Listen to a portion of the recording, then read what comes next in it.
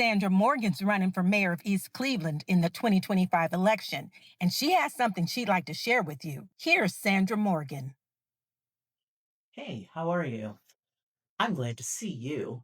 We've got a few things to talk about today. I've heard word on the street is that there are a number of things about me that aren't necessarily true. And so today, I'd like to do a little bit of myth busting, if you don't mind. The first thing I'd like to talk about is annexation of the city. So I've heard, oh, Sandra Morgan, she's going to work to have the city taken over by the city of Cleveland, the city of Euclid, the state of Ohio, you name it. Well, that is not true. I have no intention of leading East Cleveland towards annexation or allowing someone else to come in and take over our city. So, just to give you a little bit of background, a few years ago, there was an effort to take the city into Cleveland. And that was a conversation that was had between the city of Cleveland and East Cleveland. There were three people that were assigned to be a part of the team that would negotiate myself and two other men. I represented the city of East Cleveland, and there were two others that represented the city of Cleveland. Well, I'm sure that you all remember what happened.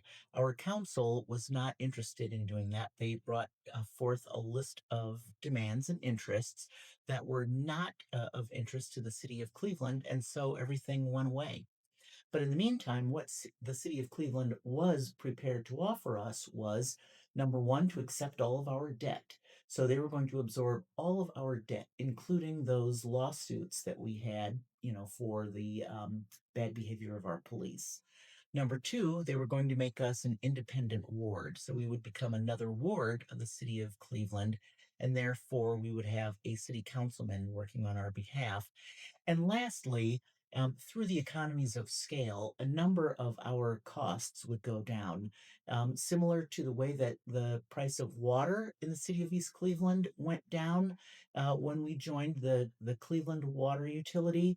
That would be the case also for trash pickup and for, many other services that cities typically provide to their citizens.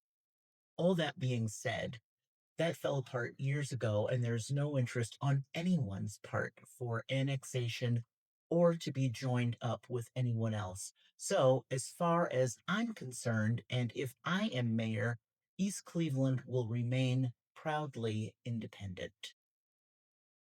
To learn more about my plans for the city of East Cleveland or to hear updates, please visit friendsofsandramorgan.com. September 9th, we have a primary, so don't forget to go out and vote.